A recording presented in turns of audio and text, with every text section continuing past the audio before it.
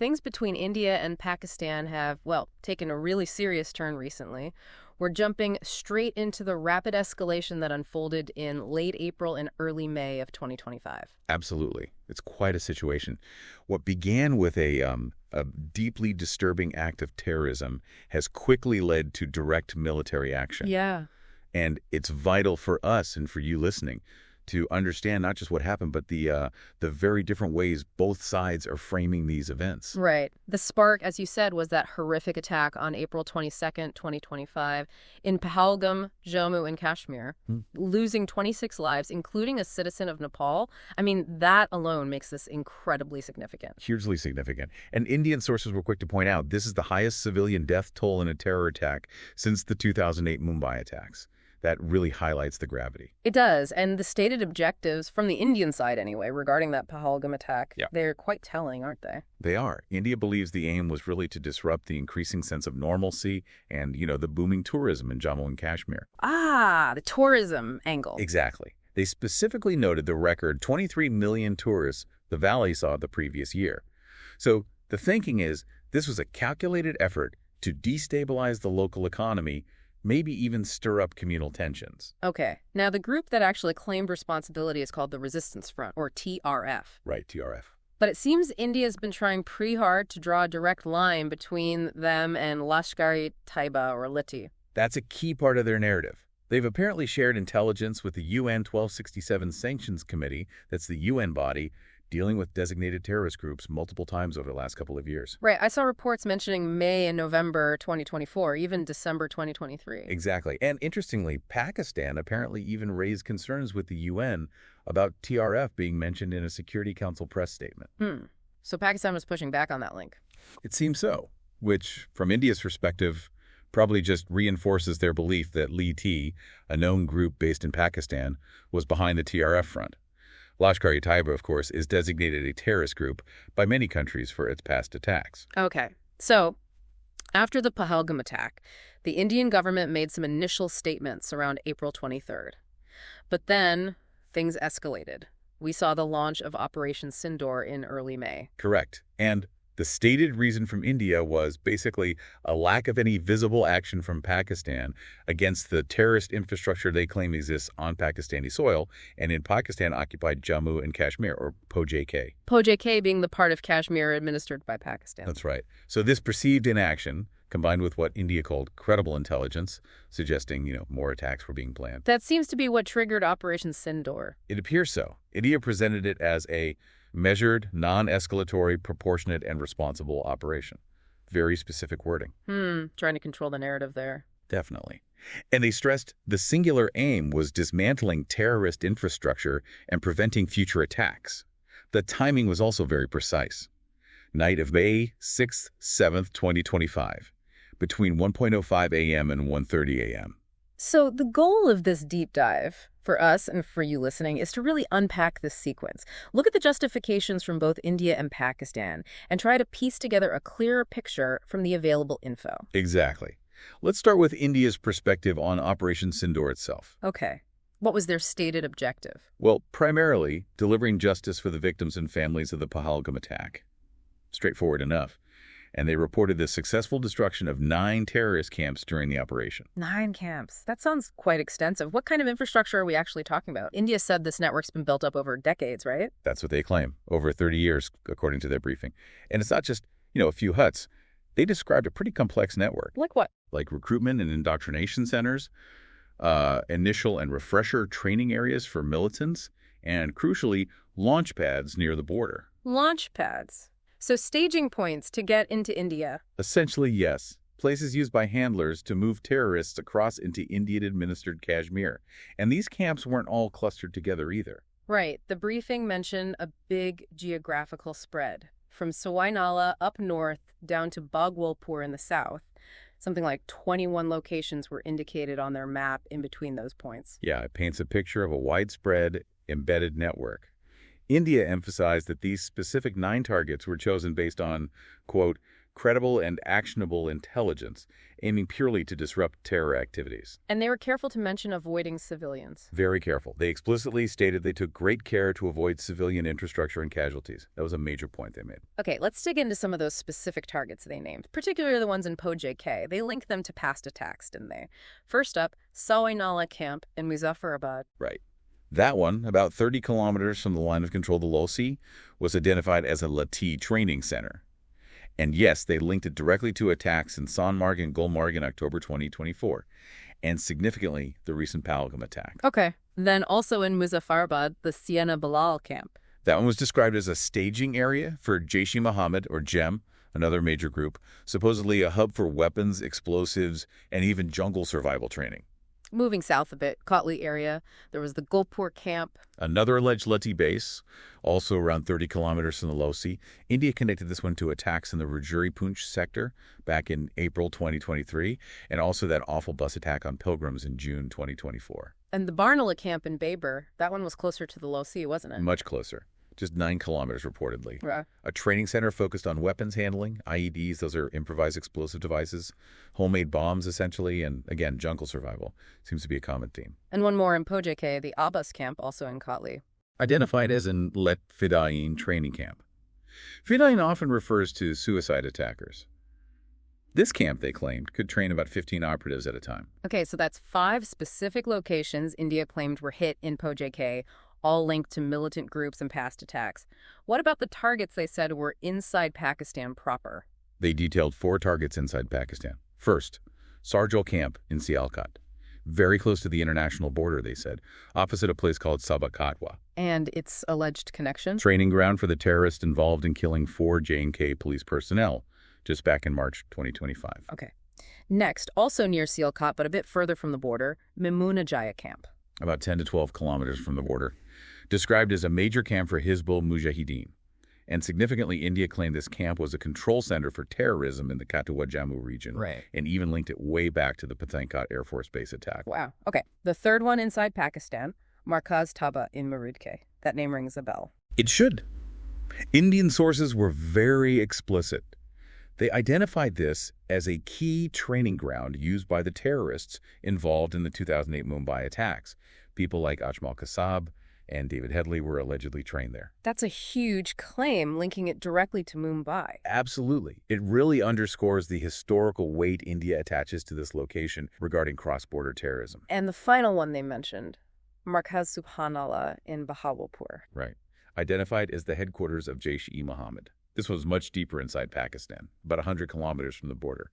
Claimed to be a primary center for recruitment, training, indoctrination, frequented by top JEM figures. So a mix of targets, some close to the border, some deeper in, linked to different groups and attacks spanning years. Precisely.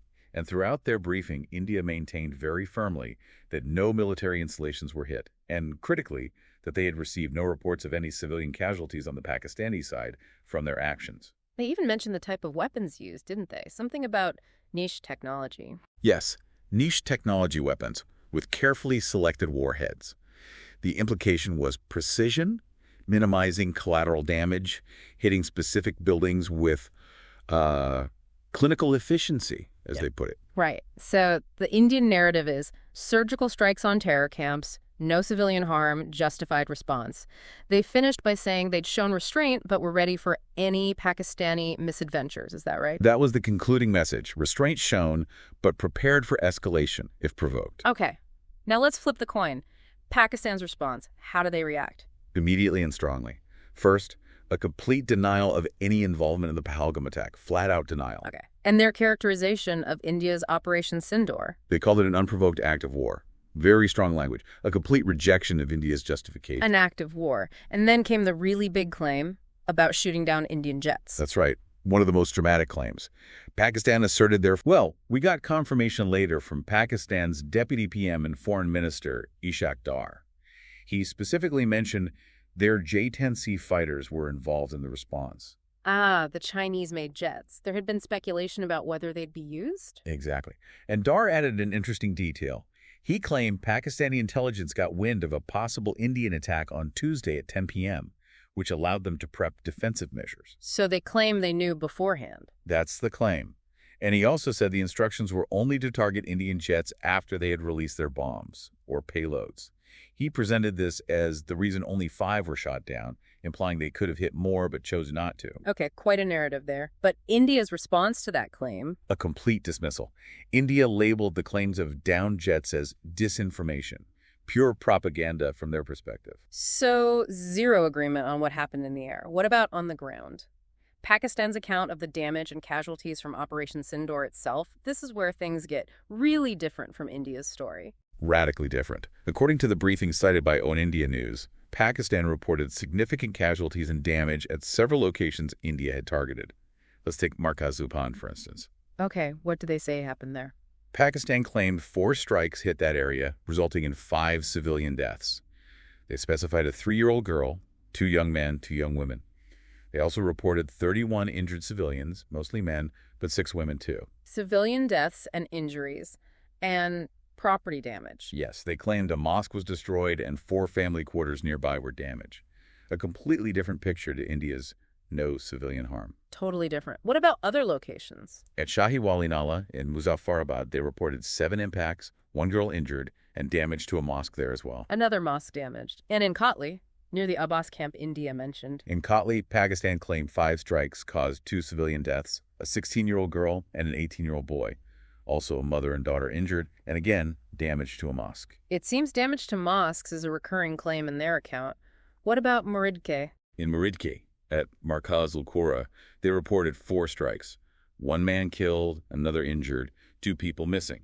And yet again, a mosque destroyed, plus damage to surrounding, quote, poor housing. So Pakistan's narrative is not just different, it's the polar opposite on the ground impact. Civilian deaths, multiple injuries, damage to homes, and specifically several mosques. Exactly. It's presented as a direct, harmful attack on civilian life and religious sites, completely contradicting India's claims of precision strikes solely on terror infrastructure. This massive gap in the two accounts, it's the core of the problem in understanding this, isn't it?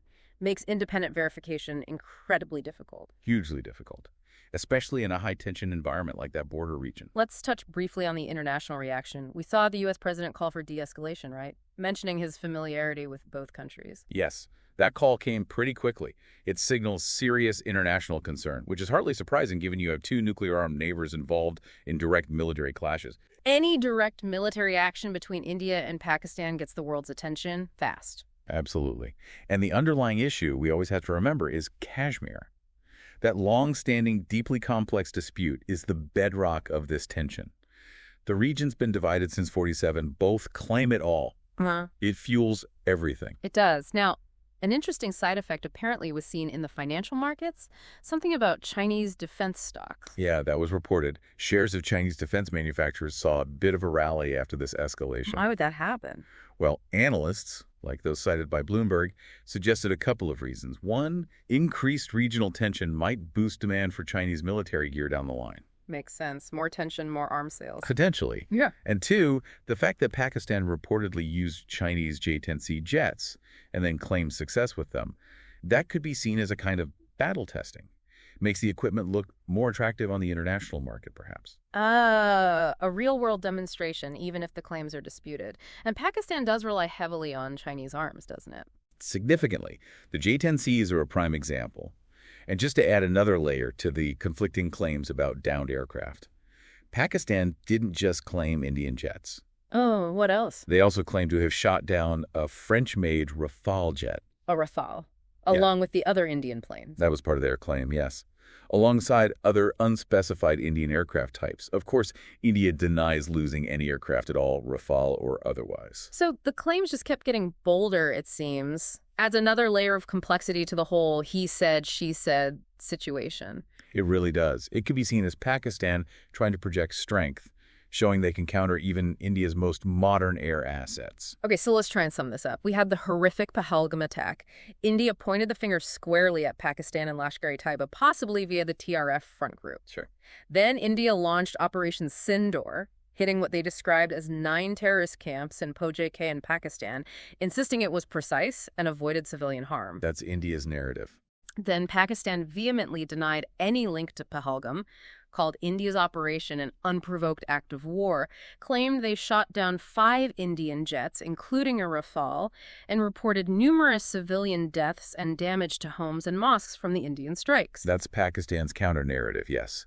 Fundamentally at odds on almost every single point. The nature of the targets, the outcome of the strikes, who shot down what, completely different stories. Exactly. And all of this playing out against that ever-present backdrop, the unresolved, deeply emotional dispute over Kashmir. That context makes everything so much more dangerous, doesn't it? It really does. Yeah. It's the fuel for these cycles of violence and mistrust. So here's what I'm left thinking about, and maybe you are too. When you have 2 nuclear powers giving such completely opposite accounts of major military actions, what are the long-term dangers here? How do you even start to figure out the ground truth? And maybe more importantly, what role can international players realistically have?